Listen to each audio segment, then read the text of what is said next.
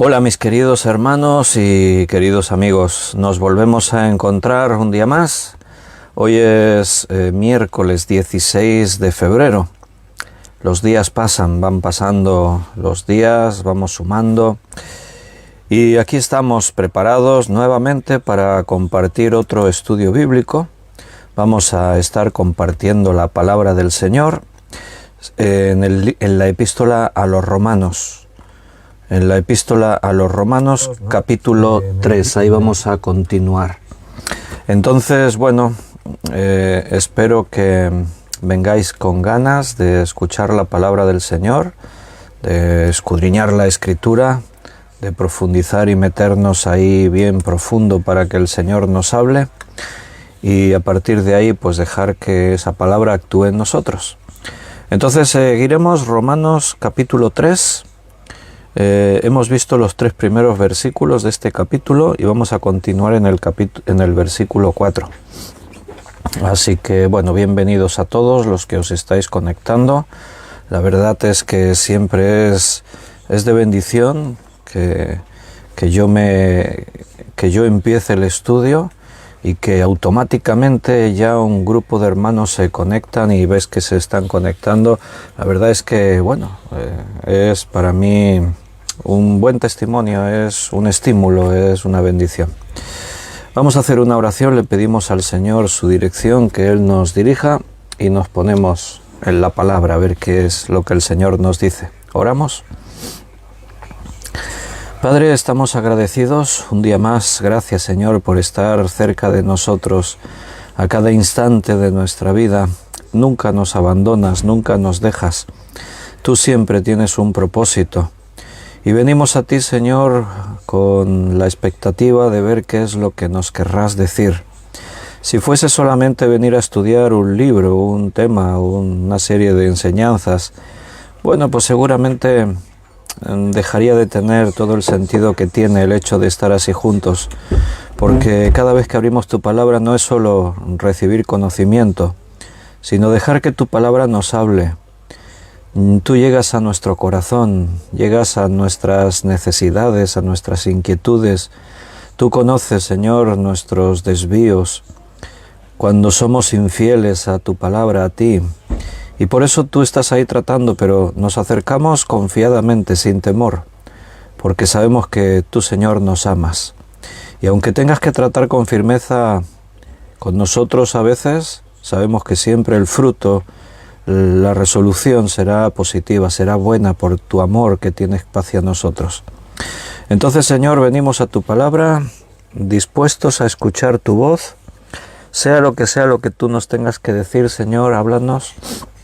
Hemos dispuesto nuestro corazón a recibir lo que tú tengas para nosotros. Guíanos con el Espíritu Santo, enséñanos, Señor, danos sabiduría y llévanos de tu mano, Señor, en tu voluntad. Muchas gracias por todos mis hermanos que se conectan en directo y por los que lo verán después en algún momento. Quédate con ellos y háblales también y guíalos en sus caminos. Te lo pedimos todo en el nombre de nuestro Señor Jesucristo. Amén. Bienvenidos, queridos hermanos. Me alegro mucho, como he dicho antes, de volver a veros, de ver que ahí seguís fieles en el compromiso con el Señor, de estudiar su palabra, de reunirnos, de hacer estas cosas juntos. Y como dijimos, vamos a seguir en Romanos 3. Estamos en uno de los párrafos más difíciles de la epístola. Ahí vamos a tratar de dejar que el Espíritu Santo nos guíe, nos lleve y ver la enseñanza. Solamente echar una miradita aquí en el chat en directo a los hermanos que escribieron algún saludo. Y ahí tenemos a Gabriel y Yolanda que han escrito un saludo. Bendiciones también para vosotros. José María también está ahí. Buenas tardes, José María, Dios te bendiga. Miguel Torres, bienvenido, bendiciones para tu vida. Juan Bermudo, gracia y paz también para ti. Benito, buenas noches, un abrazo. Carmen Herrera, bienvenida, bendiciones. Paco Rosario, buenas noches y muchas bendiciones, dicen para vosotros también. Yalikatu, buenas noches a totes, dice. Yalikatu es de Sierra Leona,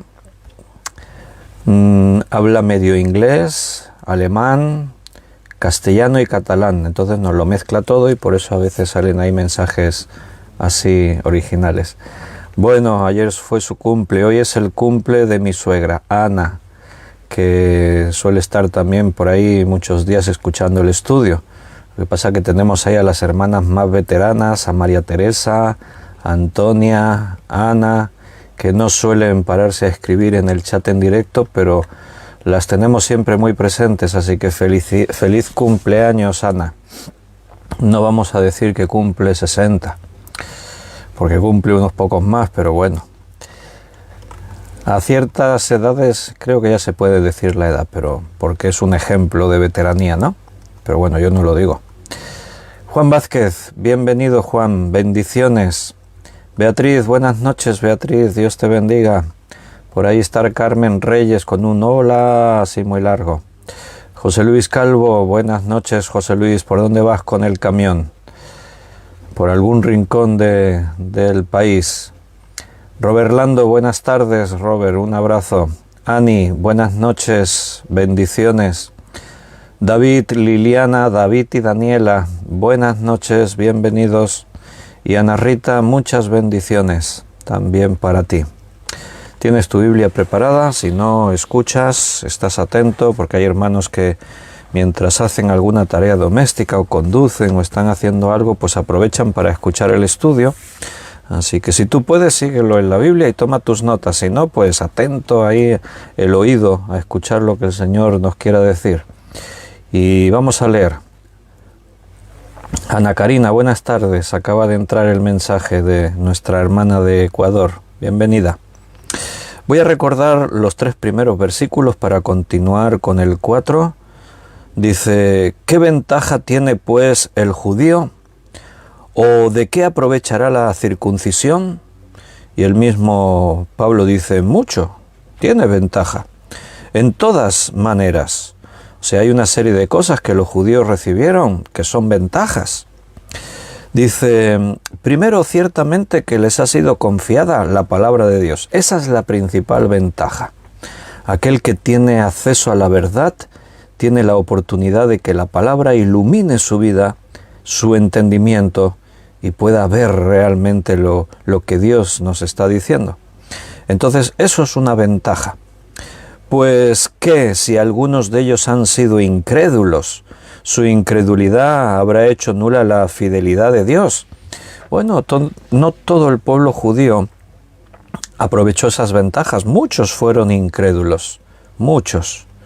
Pero la incredulidad no hizo nula la fidelidad de Dios. Dios sigue siendo fiel, a pesar de que el pueblo al que Él escogió, a pesar de que ese pueblo le dé la espalda, la fidelidad de Dios se mantiene.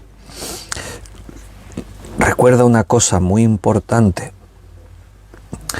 Todo esto que Pablo le está hablando a los judíos, toda la historia del pueblo judío, es un reflejo. Incluso vimos en Corintios, en el estudio de hermenéutica, un día que allí dice que Pablo, que es tipo de nosotros. O sea, lo que ellos vivieron se repite o confirma en nosotros. Entonces, de la misma manera que en el pueblo de Israel, muchos, como dice ahí, algunos de ellos han sido incrédulos, en el cristianismo también hay incrédulos. El hecho de llamarse cristiano no quiere decir que uno tiene fe. Hay muchas clases de fe, también los demonios creen y tiemblan, dice Santiago en su epístola. Entonces, no por pertenecer al pueblo de Israel, uno es salvo. No por ser miembro de una iglesia, uno es salvo. Lo que aquí dice es para nosotros, no te olvides, no estamos criticando. Pablo no está ahí tratando de sacar todo lo malo de los judíos. No, la intención es que ellos, los judíos que pudiesen escuchar esta carta, que abriesen sus ojos y creyesen. Y para nosotros los cristianos que nos veamos reflejados en esto, porque estamos en la misma situación. Y así llega al versículo 4, al decir su incredulidad habrá hecho nula la fidelidad de Dios, Pablo ya notaste que va haciendo una serie de preguntas encadenadas y él va dando respuestas. Y ahora responde a esta pregunta en el versículo 4. De ninguna manera. O sea, en ningún caso lo que crea o no crea el pueblo va a influenciar en la fidelidad de Dios. De ninguna manera. Antes bien, sea Dios veraz y todo hombre mentiroso, como está escrito, para que seas justificado en tus palabras y venzas cuando fueres juzgado. Bien, en ninguna manera, o sea que no nos podemos plantear de que Dios pueda ser infiel. Os dije que este párrafo que estamos estudiando, Romanos 3 del 1 hasta el versículo 8, es el párrafo, es la parte más difícil de toda la epístola a los romanos. De hecho, cuando me metí aquí en profundidad, consultando libros, orando, buscando ahí las palabras griegas, la verdad es que te das cuenta de que hay mucha profundidad y no todo está claro. De hecho, en algunos de los versículos las interpretaciones pueden ser muy variadas. Puede haber 2, 3, 4, 5 interpretaciones distintas según unos maestros u otros. Entonces, lo que no voy a hacer es meternos aquí en todas estas cuestiones, porque algunos quizás se perderían o os cansaríais, y entonces no nos vamos a meter ahí en lo que está confuso, nos vamos a ir tratando de quedar en lo que está más o menos claro. Aunque podamos hablar de, bueno, hay estas dos interpretaciones, pero creo que a veces la escritura, bueno, nosotros decimos que la Biblia es viva, y es la forma en la que Dios nos habla. Bueno, no es la intención de Dios hablarnos para confundirnos. O sea, cuando tú hablas con alguien es para transmitir algo y que esa persona reciba una información, reciba el mensaje que tú quieres darle. Entonces, hay partes en la Escritura que nos pueden quedar veladas, ocultas, pueden ser difíciles de comprender. Incluso para un cristiano un pasaje Dios le habla y para otro el mismo pasaje le deja sin entender, confundido. Eso tiene que ver con la madurez de cada uno, el tiempo que uno lleva como creyente y cómo ha sido discipulado. Entonces, lo que tenemos que hacer en esos pasajes en los que hay partes que nos pueden dejar con esas lagunas, no acabo de entender lo que aquí dice, es dejar lo que está oculto. Las cosas ocultas le pertenecen a Dios. Pablo dice eso, en Deuteronomio 29 dice eso, ese versículo. Entonces, quédate con lo que entiendes, con lo que Dios te dice. Entonces, repito, en este pasaje no nos vamos a meter ahí en todos estos conflictos de interpretaciones, sino que vamos a ir quedándonos con las cosas que se entienden y que es lo que Dios nos está diciendo en esta noche. En este versículo 4 queda muy claro que Dios es veraz y que los hombres son mentirosos. Eso es lo que dice ahí. No encontrarás a un ser humano sobre el planeta Tierra que nunca haya dicho, que nunca haya dejado de decir una mentira. No vas a encontrar a nadie que no haya mentido nunca, que no haya sido verdades a medias. Todo ser humano ha mentido y mentimos de vez en cuando. A veces hablamos de mentiras piadosas. ¿Te suena esa expresión? No, pero dije esta mentira, esto es una mentira piadosa. Bueno, eso es nuestra opinión. La mentira es mentira. También habría que ver a veces qué hay detrás de una mentira, la motivación, ¿verdad? Dios es Dios y conoce nuestros corazones. Él sabe cuando en una intención hay maldad o cuando es algo inocente, ¿no? Pero la mentira es mentira, no te olvides de eso. Yo una vez que hablábamos de esto me acuerdo que os puse el ejemplo, ¿no? Se puede poner muchos ejemplos, pero imagínate algo muy claro, que tú estás en la Segunda Guerra Mundial, que vives en un país en Europa y entonces tus vecinos de al lado son judíos y sabes que la Gestapo, la policía nazi, está recorriendo el barrio, las calles, llevándose a todas las familias judías a los campos de concentración, y entonces tú escondes en tu casa a esa familia, ¿vale? Llaman a la puerta, abres y es la policía nazi. Y entonces te preguntan si sabes algo de la familia que vive al lado tuyo porque no están en su casa. Y entonces tú mientes. Tú dices, no sé nada. Hace días que no les he visto. Bueno, eso es una mentira, pero tu motivación, evidentemente, es honorable, es bondadosa. Sigue siendo una mentira, y si es mentira es pecado, no te olvides. Pero Dios mira el corazón, y la motivación con que hacemos las cosas es lo que para Él cuenta. Pero todos los hombres son mentirosos. Dios es veraz. Dios jamás dijo una mentira. Dios no es que no diga mentiras, es que es la verdad. Dios es veraz. Los títulos así que allí Juan dice en el capítulo 14 de su Evangelio sobre Jesús es que Jesús es el camino, la verdad y la vida. La verdad, de entre esas tres cosas que destaca, Jesús es la verdad.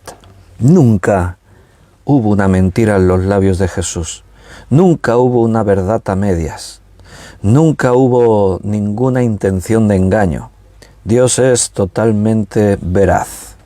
Entonces eso es lo que Pablo aquí quiere resaltar. En el argumento que él está dando, está haciendo un contraste y hay profundidad en toda esta enseñanza, como hemos dicho antes, pues que si alguno de ellos han sido incrédulos, su incredulidad habrá hecho nula la fidelidad de Dios. De ninguna manera. Antes bien, sea Dios veraz y todo hombre mentiroso. O sea, la verdad de Dios está ahí presente siempre. En el versículo 3 se estaba hablando de la infidelidad de Israel y la fidelidad de Dios. O sea, ellos han sido incrédulos. Dios sigue siendo fiel. Dios es fiel, pero Israel es infiel. El Señor dijo, aunque fueseis infieles, la palabra de Dios dice, aunque fueseis infieles, Dios permanece fiel. Entonces, ese es el contraste que existe entre Dios y su propio pueblo. O sea, Él es veraz, los hombres somos mentirosos. Él es fiel, su pueblo es infiel, Israel fue infiel. Entonces, Dios ha actuado con verdad en traer juicio a Israel. Quiero resaltarte que una de las palabras que durante todo este pasaje se van resaltando es la palabra justificar. Aquí dice, como está escrito, para que seas justificado en tus palabras y venzas cuando fueres juzgado. Vamos a leer en el libro de Nehemías, capítulo 9, versículo 32 y 33. Nehemías 9, 32 y 33. Dice así: Ahora pues, Dios nuestro, Dios grande, fuerte, temible, que guardas el pacto y la misericordia, no sea tenido en poco delante de ti todo el sufrimiento que ha alcanzado a nuestros reyes, a nuestros príncipes, a nuestros sacerdotes, a nuestros profetas, a nuestros padres y a todo tu pueblo, desde los días de los reyes de Asiria hasta este día. Es un versículo, como te has dado cuenta, bastante largo. Ahora leeremos el 33. Pero piensa en lo que estamos leyendo en Romanos y ahora piensa en lo que aquí estamos leyendo. Voy a repetir el 32 sin correr mucho y ves pensando en lo que dice. Ahora pues, Dios nuestro. Primero habla de los atributos, lo que es Dios, para que no queden dudas. Después va a decir de los juicios que Él trae sobre su pueblo. Pero Dios es grande, fuerte, temible, que guardas el pacto y la misericordia. O sea, vamos a dejar claro que si Israel es juzgado, es porque ellos han quebrantado el pacto. Pero Dios guarda el pacto y la misericordia. Él es misericordioso. Solo recordarte que misericordia quiere decir dar lo que uno no se merece. Como pecadores mereceríamos el castigo, pero en el pacto que Él establece con nosotros nos promete darnos bendición, como el otro día vimos que es lo que Dios le prometió a Abraham. Te bendeciré. ¿Merecía Abraham la bendición? No, ningún hombre la merece. Pero si tú obedeces, si tú entras dentro de la parte que te corresponde en el pacto, entonces Dios te bendice. Dios guarda el pacto y la misericordia. No sea tenido en poco delante de ti todo el sufrimiento que ha alcanzado a nuestros reyes, a nuestros príncipes, a nuestros sacerdotes, a nuestros profetas, a nuestros padres y a todo el pueblo. O sea, nadie se escapó del sufrimiento que aquí se menciona, desde los días de los reyes de Asiria hasta este día. Pero tú eres justo en todo lo que ha venido sobre nosotros. Y ahí sobresale la justicia de Dios. Tú eres justo, escucha, en todo lo que ha venido sobre nosotros. O sea, las cosas que les ha pasado a Israel, y todos lo han sufrido, inclusive los profetas, los sacerdotes, todos sufrieron el sufrimiento, la tribulación, las calamidades que les vino. Nadie se escapó a eso. A veces no podremos entender el por qué tenemos que atravesar según qué circunstancias. Dios no nos exige ni nos pide que entendamos todo. Dios nos pide que confiemos en Él. Eso es lo que Dios nos pide. Por eso, aquí en el libro de Nehemías, lo que se quiere quedar claro es que Dios es justo en todo lo que ha venido sobre nosotros. O sea, Dios jamás cometerá ninguna injusticia, porque rectamente has hecho, mas nosotros hemos hecho lo malo. Esa es la diferencia. Entonces, en el texto de Romanos, que me vuelvo hasta allí otra vez, ahí en los argumentos de Pablo, es cierto, y por eso antes os decía que es un pasaje difícil, porque él está argumentando cosas, seguramente porque nos falta parte de la información de realmente los problemas que hay ahí, que él está tratando con esta iglesia, con los romanos, cosas que a él le han pasado, que los hermanos deben conocer. A nosotros nos falta todo ese conocimiento, parte. Hay cosas aquí que ignoramos, que realmente pues no podemos llegar a percibir lo que ahí el apóstol nos quiere decir. Pero sí que hay una enseñanza básica, que es lo que os decía antes, que es con lo que nos tenemos que quedar. Aquí el argumento está hablando de que en el pueblo ha habido muchos infieles, Dios les dio ventajas, la más importante, la palabra de Dios. Ellos tenían la palabra, así que ciertamente esto era una ventaja. Pero ellos, a pesar de eso, fueron infieles. Y el hecho de que ellos fueron infieles, su incredulidad, ¿haría nula la fidelidad de Dios? O sea, ¿anulará la incredulidad de estos la fidelidad de Dios? No, porque aunque muchos sean infieles, Dios tiene un remanente. Hay, aunque sean unos pocos, que permanecen fieles. Entonces Dios sigue. Y aunque en un momento dado todos fueran infieles, Dios sigue siendo fiel. Aunque nosotros seamos injustos, Dios sigue siendo justo. Entonces por eso Pablo rotundamente dice, en ninguna manera vamos a dudar de Dios. No entenderemos todo, pero Dios es verdad, nosotros mentimos. Entonces esa es la gran diferencia. Eso es lo que aquí se quiere resaltar por encima de todo. Hay un gran contraste entre Dios y los hombres. Es un contraste inmenso. No lo podríamos medir en la dimensión tan grande en la que nos diferenciamos de lo que Dios es. Entonces Dios no solo es fiel cuando algunos son infieles, sino que permanece fiel incluso cuando todos los seres humanos son indignos de confianza.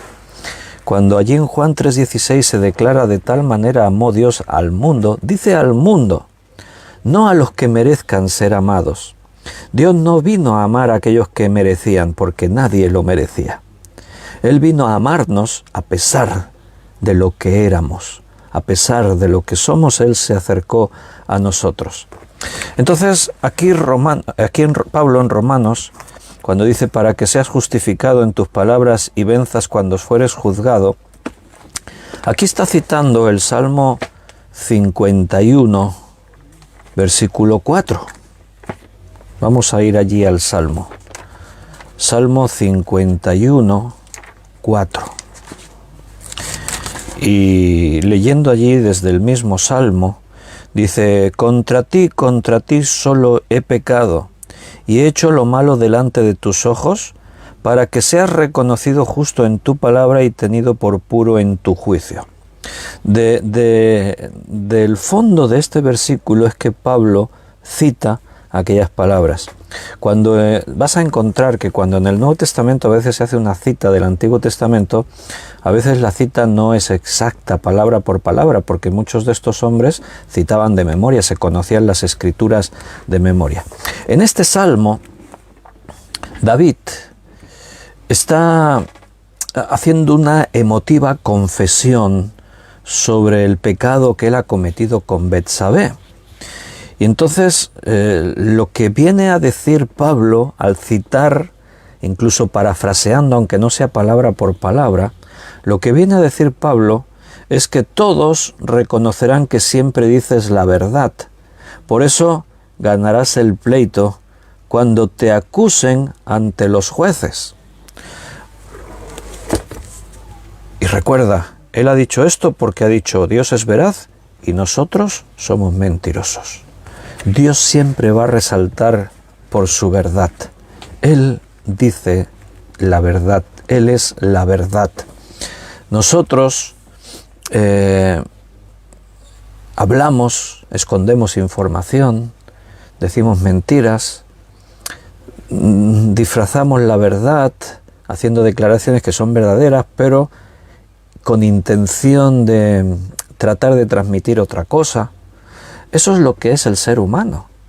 Por eso el cristiano debe hacer un tremendo esfuerzo en permanecer en Dios, porque tratar de ser íntegro en la forma de hablar es muy difícil.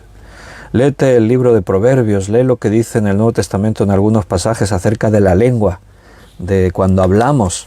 Bueno, es uno de los peores males del ser humano, la lengua, controlar la lengua en la carne. Pero no te olvides también que dice la palabra que de la abundancia del corazón habla la boca. Si tú al final te llenas de las cosas de Dios, te llenas de la palabra de Dios, te llenas del Espíritu Santo, lo que saldrá por tu boca será bueno, vendrá de Dios. Ahí es donde tenemos que esforzarnos y trabajar. Entonces voy a seguir leyendo para que vayamos intentando comprender todo el argumento que Pablo está aquí presentando, porque no nos podemos quedar viendo un versículo solamente, sino el conjunto de estos 8 versículos del 1 al 8, ¿vale? Dice en el versículo 5, y si nuestra injusticia hace resaltar la justicia de Dios, quiero que vaya siempre viendo el contraste, lo que él está mostrando. El pueblo infiel, Dios es fiel. Dios es veraz, los hombres somos mentirosos. Nosotros somos injustos, Dios es justo. Ese es el contraste. Y si nuestra injusticia hace resaltar la justicia de Dios, ¿qué diremos? ¿Será injusto Dios que da castigo? Hablo como hombre. O sea, Pablo dice, esto es como una reflexión desde mi punto de vista como hombre. Los hombres nos podemos hacer esos planteamientos a veces. Fíjate que dice nuestra. Pablo hasta este momento ha estado hablando, y tú, que eres judío, pero ahora dice nuestra. Ahora se incluye él y incluye a todos. Vamos a decir que está incluyendo ya no solo al judío, sino a los creyentes, a todos los seres humanos. Todos somos mentirosos, todos somos injustos. Vamos a generalizar, porque esto no es un problema solamente del judío. Esto es algo que nos afecta a todos. La injusticia actúa contra los principios de la justicia. O sea, la justicia determina lo correcto, lo que se tiene que hacer, lo que es lo mejor, lo que es honrado, lo que es justo. La injusticia es el resultado de no hacer lo justo. Entonces, si Dios es justo, nuestra injusticia queda expuesta. Hay un contraste entre lo que es mi pecado y Dios justo. Es un contraste tan grande como el día y la noche. O sea, nosotros podemos hablar del día y de la noche porque existe ese contraste. Si ambas cosas fueran lo mismo, pues entonces no hablaríamos de un contraste. No diferenciaríamos en esta forma de hablar. O sea, el día es día porque el sol brilla y todo se ilumina. La noche es noche porque el sol se oculta y entonces todo se vuelve en penumbra, en tinieblas. El contraste entre los hombres y Dios es evidente. Dios es santo, quedamos expuestos, nosotros somos pecadores. Dios es justo, nosotros quedamos expuestos, somos injustos. Si Dios no estuviese, no existiese, pues seguramente no estaríamos hablando de si somos injustos, si somos pecadores. O sea, hablo como hombre, recuerda, dice Pablo, hablo como hombre, tratad de entenderme. O sea, el propio Pablo yo creo que es consciente que está metiéndose en un tema difícil. Se está metiendo aquí en unos argumentos que en cada palabra que dice nos tendríamos que parar aquí y tratar de analizar, ver las palabras griegas, posibles significados, diferentes interpretaciones, pero ya os he dicho antes que no es mi intención entrar en ese terreno porque no sé dónde llegaríamos. Quizás la mitad de vosotros os quedaríais confundidos y os dormiríais o no sé qué pasaría. Entonces, la intención no es esa. Espérate que tengo ahí la pantalla. Aquí. La intención no es esa, la intención es que podamos quedarnos con el mensaje claro que la palabra nos quiere dar. Entonces, mi pecado queda expuesto por la santidad de Dios. ¿Ante quién somos pecadores? Ante Dios. ¿Ante quién se muestra mi injusticia? Ante Dios, que Él es justo. Entonces, Pablo está diciendo, entonces si todo lo malo que se ve en nosotros es por causa de que Él es perfecto, y viene Dios y nos castiga y nos juzga, Él plantea, ¿es Dios injusto? ¿Será injusto Dios que da el castigo? ¿Se está entendiendo? ¿Me estáis siguiendo? Si alguno se pierde por ahí, no te preocupes, quédate con lo que estás entendiendo. Dios, en base a su propia naturaleza, es que ha establecido las cosas. Cuando Dios transmite la ley a Moisés, todo esto es complejo, es profundo, intenta seguirme. Cuando Dios le da la ley a Moisés, podríamos decir, o sea, es Dios quien establece la ley. O sea, no es que la ley existe, no, claro, Dios es el origen de todas las cosas. Dios es quien transmite la ley. ¿Y esa ley qué refleja? Refleja su misma persona, su carácter. Ahí es donde se basa la ley. La ley está basada no en decisiones que Dios ha tomado. No es que Dios decidió, bueno, voy a decir que esto está bien y que esto está mal. No, la ley parte de la misma esencia de Dios. Por eso decíamos que antes de que la ley estuviese escrita, la ley ya estaba en el corazón del hombre. ¿Quién la puso ahí? Dios. No te olvides que dice en Génesis capítulo 1 que Él nos creó a su imagen, a imagen de Dios fuimos creados conforme a su semejanza. O sea, nosotros tenemos parte de la esencia del carácter, de la personalidad de Dios, somos seres espirituales. Por eso la ley está escrita en el corazón, porque tenemos esa esencia de lo que Dios es, la tenemos ya dentro de nosotros. Entonces no es que Dios decide, voy a decir que esto está bien y que esto está mal, porque si tú tienes que tomar decisiones, Por ejemplo, te voy a poner un ejemplo gráfico. Cuando en un país, España, por ejemplo, España, desde el fin de la Guerra Civil Española, año 1939, hasta el 1975, vivió una dictadura militar. Francisco Franco fue el general que ganó la guerra civil. Entonces él se puso al mando del gobierno de este país. Entonces no fue elegido democráticamente, no había democracia en España, se impuso una dictadura. Entonces nosotros vivimos esa dictadura. En una dictadura, pues nadie puede contradecir a lo que el que manda dice. Pero cuando Franco murió, entonces hubo un momento de incertidumbre. ¿Qué dirección tomaría el país? Franco había escogido a alguien que sería su sustituto. Entonces estaba la figura del rey don Juan Carlos. Juan Carlos era aquel a quien Franco puso ahí para que continuase. Como rey podía haber seguido imponiendo la dictadura. El que tiene el control del ejército es el que somete por la fuerza al resto de los ciudadanos. Pero en este caso, pues, el rey don Juan Carlos I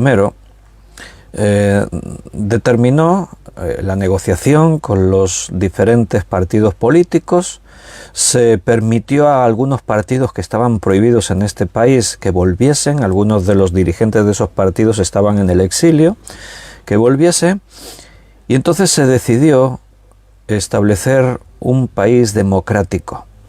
Se determinó que España sería una democracia, como otros muchos países que ya existían. Entonces un país que pretende ser democrático tiene que tener unas leyes.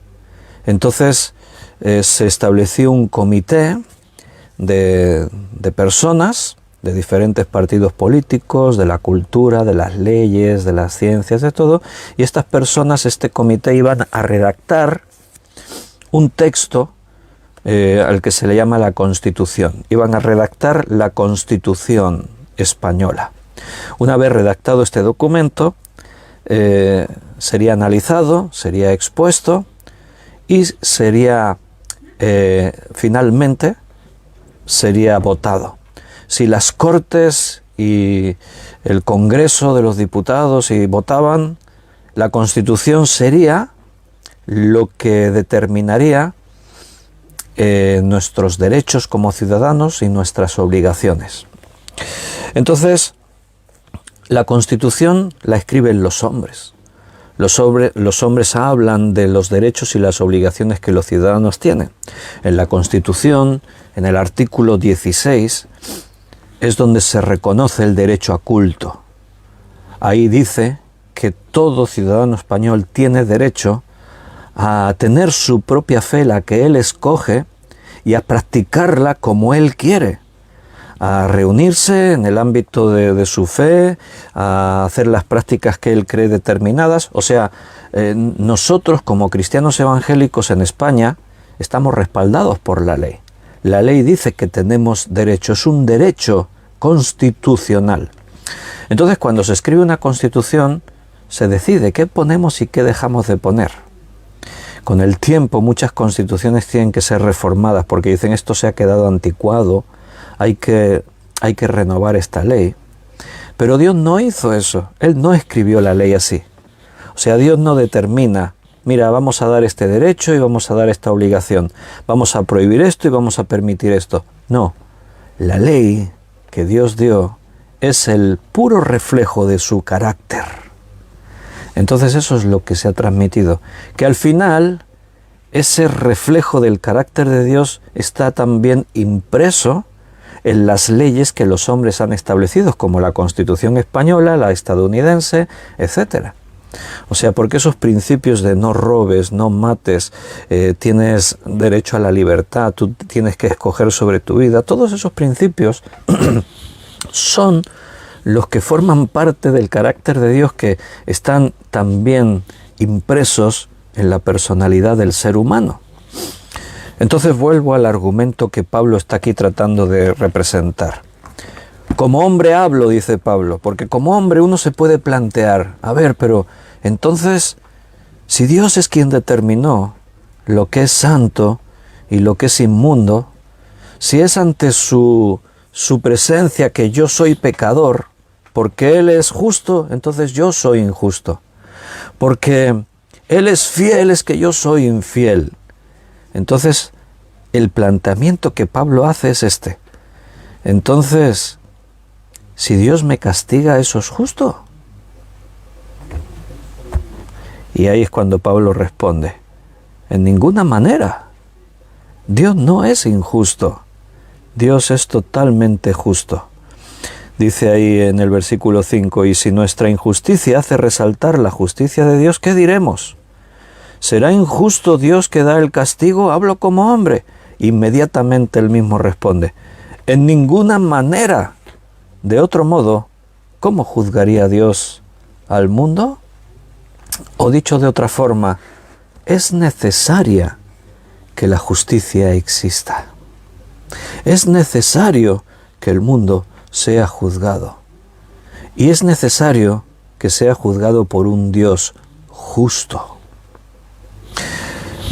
Repito, el tema es complejo, ¿eh? Son esos temas que nos aparecen en la Biblia, que la mayoría de cristianos cuando llegan a pasajes leen por encima, se quedan con frases sueltas, Dios es verdad y los hombres son mentirosos, y dice amén y tal. Pero de pronto hay una segunda parte en los textos que nos lleva a la profundidad de la mente de Dios.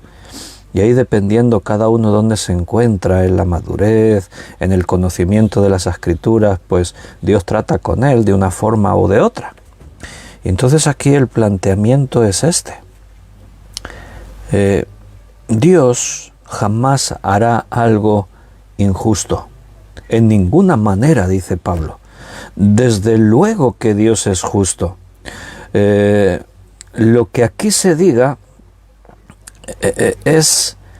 tiene que ser la única verdad de lo que las Escrituras nos muestran acerca de Dios. ¿Recuerdas lo que estábamos viendo el otro día en Génesis 18?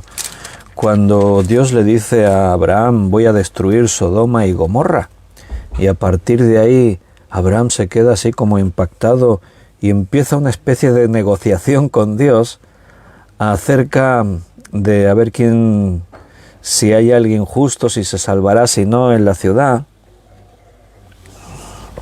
Señor, ¿y si hubiere 50 justos en la ciudad, también la destruirías? Y Dios le dice, no, y si hubiese 45, no, y si hubiese 30, 20, 10. Y Dios dice, si hubiese 10 justos, no la destruiré. Cuando estudiamos eso está allí en Génesis 18, solamente resaltarte el versículo 25. Lejos de ti el hacer mal, que hagas morir al justo con el impío, y que sea el justo tratado como el impío. Nunca tal hagas. El juez de toda la tierra no ha de hacer lo que es justo. O sea, ahí nosotros planteamos, ¿por qué le permite Dios a Abraham esa conversación? Porque al final lo que parece es que Abraham está como cuestionando que Dios pueda cometer alguna injusticia. Es como que voy a tratar de convencer a Dios para que si hay algún justo en Sodoma, que no lo mate, juntamente con los pecadores, ¿no? Y yo dije, ¿por qué Dios permite esa conversación? Bueno, pues porque como hombres a veces nos planteamos esas cosas. Y hasta cierto límite no es una ofensa a Dios. Aquí Pablo está planteando eso, incluso llega a decir, como hombre hablo, porque es normal que a veces nos planteemos la profundidad de la dimensión de lo que está ahí detrás de la justicia, la injusticia, la existencia del pecado. O sea, puede haber grandes dilemas que uno se puede plantear. ¿Por qué Dios permitió que Satanás estuviese allí en el huerto del Edén para tentar a Adán y a Eva? Bueno, ¿y nosotros tenemos nuestras respuestas estándares? Bueno, porque era necesario que el hombre fuese libre. Si no hubiese existido una opción de desobediencia, el hombre no podría haberse considerado libre, ¿verdad? Y esa es la respuesta, pero cuando tú miras más allá, hay cosas que no terminamos de comprender. Pero eso sería como tratar de meternos en la mente de Dios y comprender lo que Dios es. Entonces, lo que Pablo quiere es que más allá de lo que puedas entender y de lo que no entiendas, que tú reconozcas que Dios es justo. O sea, lo que sea que Dios haga, jamás lo cuestiones. A veces Dios es, dentro de su justicia, es incluso tan paciente con nosotros, porque la justicia de los hombres no permitiría según qué acciones y comportamientos que nosotros tenemos. Y Dios a veces es paciente y tolerante y nos espera y nos corrige y nos habla. Pablo está planteando ahí, y lo que hemos leído en Nehemías, que el pueblo de Israel sufría y atravesó situaciones dramáticas. Los judíos son de los pueblos que más han sufrido en el mundo. ¿Pero por qué? Pablo dice, no es porque Dios decidió eso, es por nuestra culpa. Nehemías lo reconoce, Daniel lo reconoce. De Daniel no dice nada la Biblia malo, pero él reconoce que lo que nos está sobreviviendo es por nuestra culpa, por nuestro pecado. Entonces, eso es lo que, más allá de lo que podamos entender, es lo que tenemos que asimilar. Dios es fiel, Dios es justo, Dios es verdad. Lo que nos sucede a nosotros lo puedes entender más o menos. ¿Sabes? Cuando predicamos el Evangelio a las personas, una de las cosas con las que te vas a encontrar en donde las personas chocan es en cosas así. La persona, el hombre, la mujer te va a decir, mira, yo no entiendo por qué permite Dios la existencia del mal. Y aunque evidentemente esa persona desconoce lo que la Biblia enseña al respecto, pero en el fondo el argumento, o sea, el planteamiento de interrogación es legítimo. ¿Por qué existe el mal? Es una respuesta que se puede dar de una forma simple, pero reconozcamos que a la vez tiene mucha profundidad. La existencia del mal, si hablamos de Satanás, ¿sabía Dios que de esos ángeles que él iba a crear, Satanás se rebelaría y arrastraría en su caída a otros muchísimos ángeles creados? Claro que sí, porque dice la Biblia que Dios es omnisciente, lo sabe todo.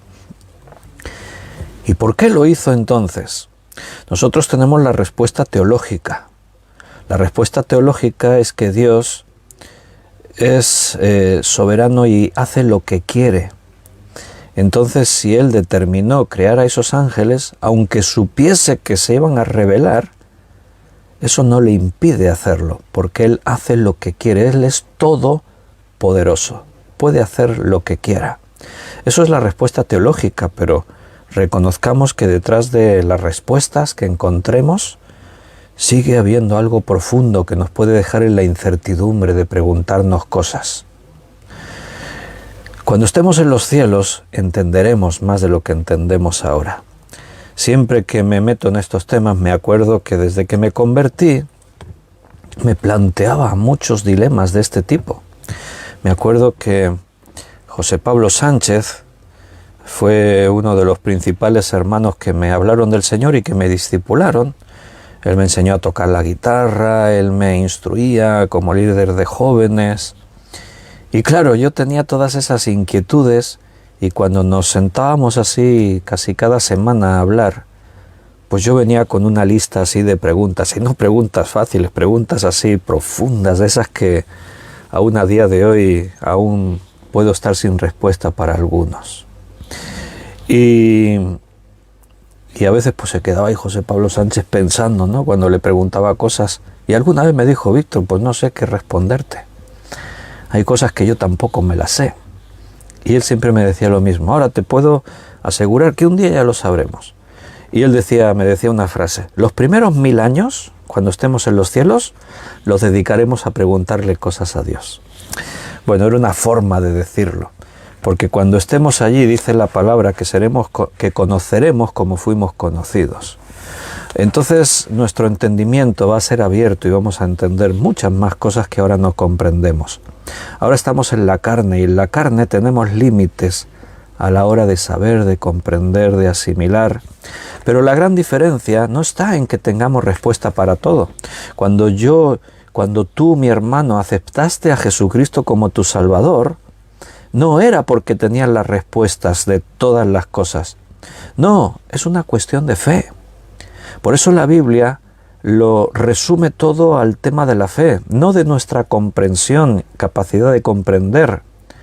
O sea, cuando nos acercamos a Dios no es porque lo comprendemos todo, es porque le creemos a Él. Y creyó a Jehová y le fue contado por justicia.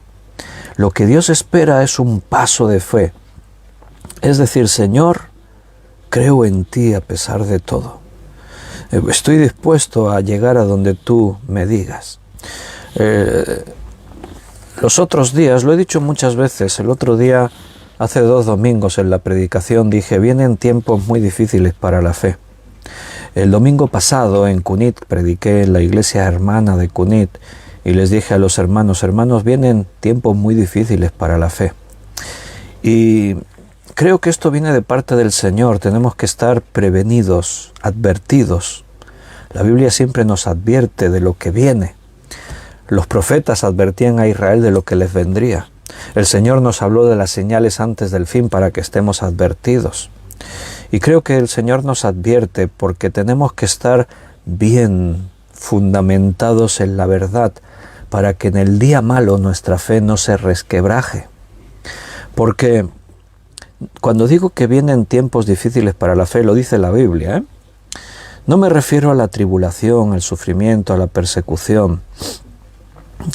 La Biblia hace una diferencia entre los últimos tiempos y todo lo anterior.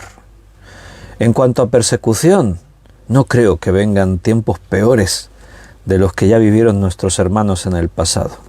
La primera iglesia sufrió una persecución que no tiene comparación con nada que haya ocurrido después, ni siquiera las persecuciones que hoy en día en algunos países siguen teniendo los cristianos. La persecución romana fue bárbara, fue atroz, fue inhumana, fue algo, bueno, no hay palabras, adjetivos para describir. O sea, se mataba a los cristianos en grupos, en los circos, en el Coliseum, se les despedazaba, se los echaban a las fieras para que los devoraran, los mataban de todas las formas inhumanas que te puedas imaginar. Cuando la Biblia dice que los últimos tiempos son tiempos peligrosos, no se refiere a la tribulación. La tribulación siempre estuvo y hubo momentos que no tendrán comparación en el futuro. Se habla de la fe. El amor de muchos se enfriará, muchos serán engañados, muchos falsos maestros, engañadores, burladores se levantarán. El peligro de los últimos tiempos no es porque seamos atribulados, no es porque suframos, porque la historia demostró que la tribulación en ese nivel lo único que hace es fortalecernos más como creyentes. Los verdaderos creyentes, claro, los que estaban ahí con nombre de religión, cuando viene la tribulación, sálvese cada uno.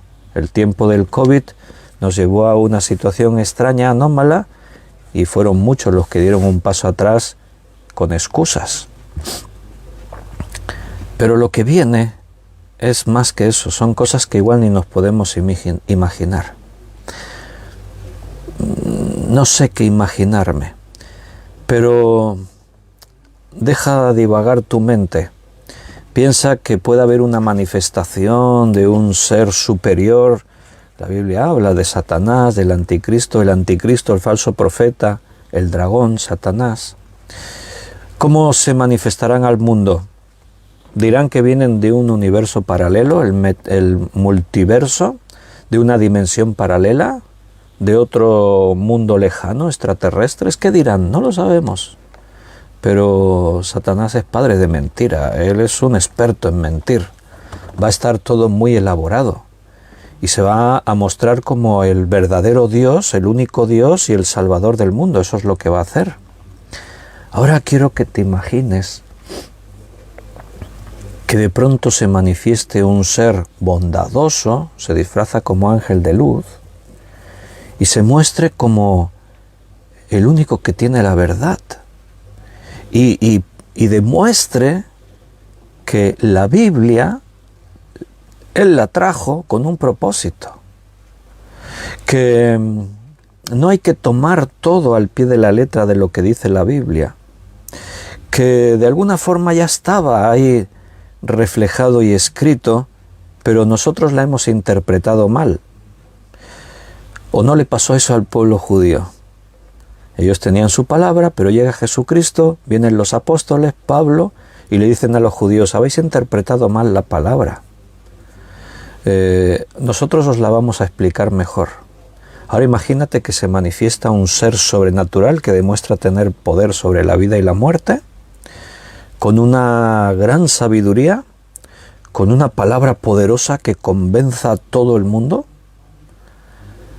y que de pronto nos diga, habéis entendido mal la Biblia. ¿Por qué creéis que yo dije, y conoceréis la verdad y la verdad os hará libres? Ahora yo os traigo la verdad. Habéis entendido mal, y nos diga, no te olvides que Satanás utilizó la Biblia para tentar a Jesucristo. O sea, espérate cualquier cosa de lo que viene, cualquier cosa para poner a prueba nuestra fe. Y si tú no estás totalmente convencido y firme en tu fe, en creer que esto es la verdad, ¿por qué crees que dice ahí al final de la Biblia? ¿Y por qué crees que nos advierte ahí el apóstol Pablo y Jesús lo dijo y otros? Y aunque un ángel del cielo se aparezca y os hable de un evangelio diferente a este, no le creáis. ¿Por qué crees que dice eso la Biblia? Vienen tiempos difíciles y no todos los que hoy en dicen soy cristiano resistirán. Pero la palabra dice más, el que persevere hasta el fin, ese será salvo. Mira, estoy convencido que hace casi 2 años Dios nos trajo a comprometernos a estudiar la Biblia todos los días, mínimo 1 hora. Creo que eso forma parte del plan de Dios para fortalecer a su remanente, a sus hijos, a los verdaderos creyentes. Porque para enfrentar lo que viene, tenemos que estar totalmente llenos de la palabra de Dios, porque la palabra de Dios es nuestra fuerza. Llenándonos de la palabra de Dios, nos llenamos del Espíritu Santo. Entonces, Dios está obrando en nosotros y nos está llevando a las cosas que necesitamos para poder resistir en el día malo. Y no sé lo que vendrá ni cuándo vendrá, no sabemos los tiempos. Pero ante todo, quédate con el mensaje de lo que Pablo aquí quiere transmitirle a los creyentes y a nosotros. Aunque haya momentos en el que no lo veas claro, aunque haya momentos en los que tu verdad se tambalee, aunque haya momentos en los que te plantees, ¿pero es justo que ocurra esto? ¿Realmente Dios ha hecho lo justo o podía haberlo hecho de otra manera? Aunque haya momentos que la duda surja, al final tienes que reaccionar y decir, mira, en Dios no hay mentira. Nosotros mentimos, Dios es veraz. En Dios no hay injusticia, Dios es justo. Dios es totalmente justo. En Dios lo único que hay es verdad, es fidelidad. Y eso es lo que te mantendrá de pie cuando otros caigan a tu alrededor. Mira lo que aquí se está determinando en este versículo 7. Pero si por mi mentira la verdad de Dios abundó para su gloria, ¿por qué aún hoy soy juzgado como pecador? ¿Y por qué no decir, nota que el versículo 7 y el 8 está junto, porque la y determina que lo que deduzcamos del versículo 7 va a ser lo mismo que dice el versículo 8.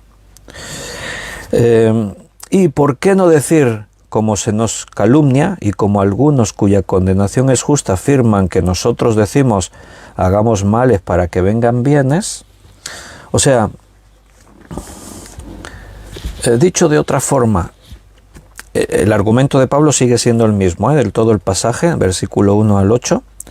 O sea, a ver, pero si Dios es quien determina lo que es justo y lo que es injusto, nuestra injusticia queda expuesta porque Él es justo y tal, entonces, quiere decir que es justo que seamos juzgados así. O ahora Pablo amplía un poquito, toma un poquito ahí otra idea y dice, dice, pero si por mi mentira la verdad de Dios abundó para su gloria, o sea, mi mentira hace que la verdad de Dios resalte más y eso glorifica a Dios, ¿por qué aún soy juzgado como pecador? O sea, dicho de otra forma, el pecado lo que hace es resaltar la grandeza de Dios. ¿Me sigues? Judío, ¿por qué Dios debería tratarte como a los demás pecadores cuando la infidelidad de los demás pecadores ha sido motivo de la fidelidad de Dios y ha producido un incremento de la gloria divina? Recuerda que en el contexto, en el fondo, siempre se está hablando al judío, aunque de pronto nos incluimos todos nosotros, ¿vale? En el versículo 8 lo que se hace es una objeción adicional, o también puede ser una contrapregunta retórica. ¿Y por qué no decir, como se nos calumnia y como algunos cuya condenación es justa afirman que nosotros decimos hagamos males para que vengan bienes?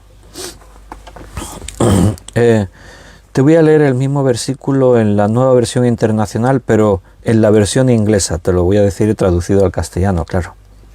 ¿Por qué no decir, como nos calumnian algunos y dicen algunos que decimos, hagamos lo malo para que venga lo bueno? Pablo comunica que él y quizás otros apóstoles han sido acusados de parte de los judíos de enseñar esa doctrina del libertinaje. Ahora somos salvos por gracia, no por nuestras obras. O sea, si yo cometo un pecado, sigo siendo salvo. El religioso judío esto no lo entiende.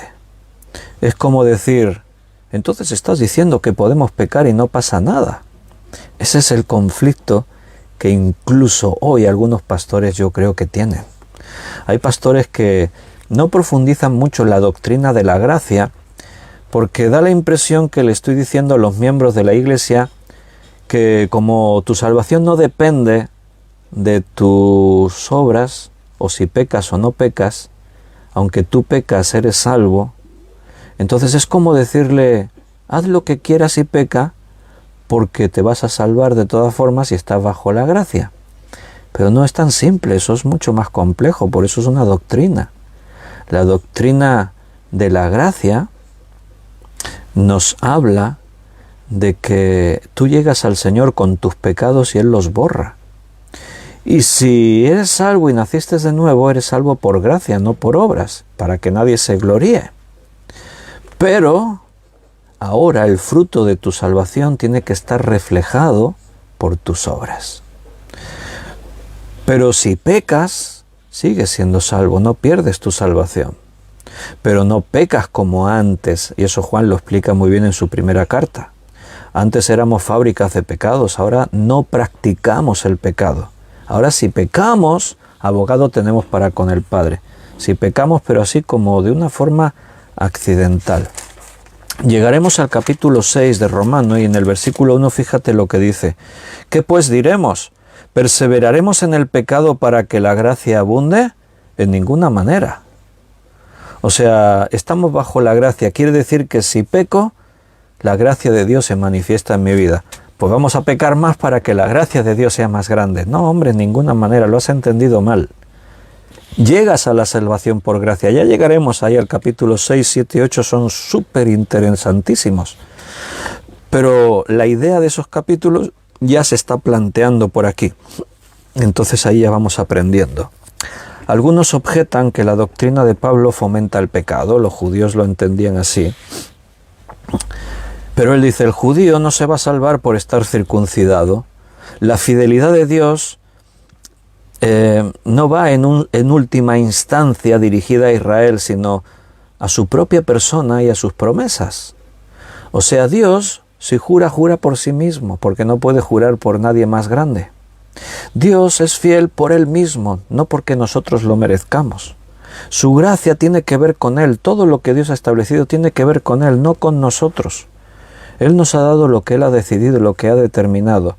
Dios es justo tanto cuando castiga a su pueblo por el pecado, como cuando lo bendice por su obediencia. Pero no podemos disculpar el pecado porque al final siempre magnifica la justicia de Dios. Eso es lo que Pablo está aquí diciendo en este capítulo 3. No vamos a pecar para que la gracia abunde, no, en ninguna manera. Dios es justo, nosotros injustos. Él es fiel, nosotros infieles. Él es veraz, nosotros somos mentirosos. Y lo vamos a dejar ahí por hoy. Hay mucha profundidad en todo esto que estamos hablando y he intentado ser lo más explícito posible y no meterme ahí en según qué cuestiones que nos dejasen confundidos. Espero haber sido la herramienta en las manos del Espíritu Santo que haya bendecido a cada uno de vosotros y que hayáis recibido esta palabra. Cada día vengo ante la exposición de la palabra con temor y temblor, porque sé que implica una tremenda responsabilidad. Ser veraz y decir lo que Dios quiere, sin añadir ni quitar nada. Y a veces no es fácil, pero estamos en sus manos. Y si Dios lo permite, mañana, que será jueves 17 de febrero, a las 8 de la tarde, nos volveremos a reunir para seguir estudiando su palabra. Mañana estudiaremos Génesis. Un abrazo muy fuerte, mis queridos hermanos, que Dios os bendiga. Guarda toda esta palabra en tu corazón y el Espíritu Santo te guiará a toda la verdad. Y mañana nos seguimos viendo. Hasta mañana. Un abrazo fuerte. Dios te bendiga.